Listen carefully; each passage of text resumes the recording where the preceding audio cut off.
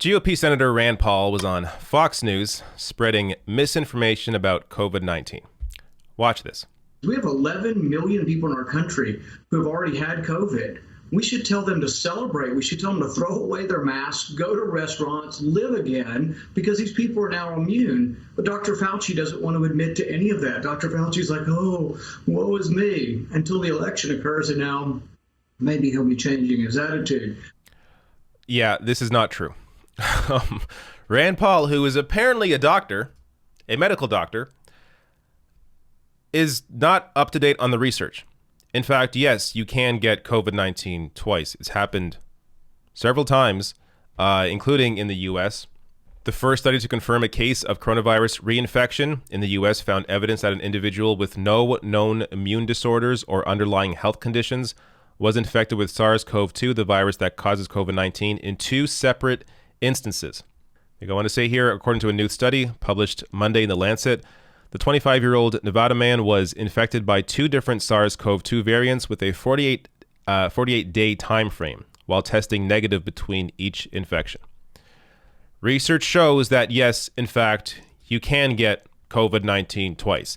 And just looking at the trends right now, this is from the COVID tracking project. You can follow them, though I don't. Maybe I should. Follow them on Twitter for daily updates. This is the trend. Let me go smaller here. If you take a look, clearly, it's not looking good. Daily testing, daily cases. Look at this. It's continuing to peak. Currently hospitalized, also at its highest point ever. And daily deaths are going down. But as I've said in the past in other videos, death is not the only measurement here. And the U.S. media really needs to stop focusing on just the deaths, because there are long-term health effects of having COVID-19. In fact, let me tell you some of those right here. Organs that may be affected by COVID-19 include heart. Imaging tests taken months after recovery from COVID-19 have shown lasting damage to the heart muscle, even in people who experienced only mild COVID-19 symptoms. This may increase the risk of heart failure or other heart complications in the future. Lungs, the type of pneumonia often associated with COVID-19, can cause long-standing damage to the tiny air sacs in the lungs.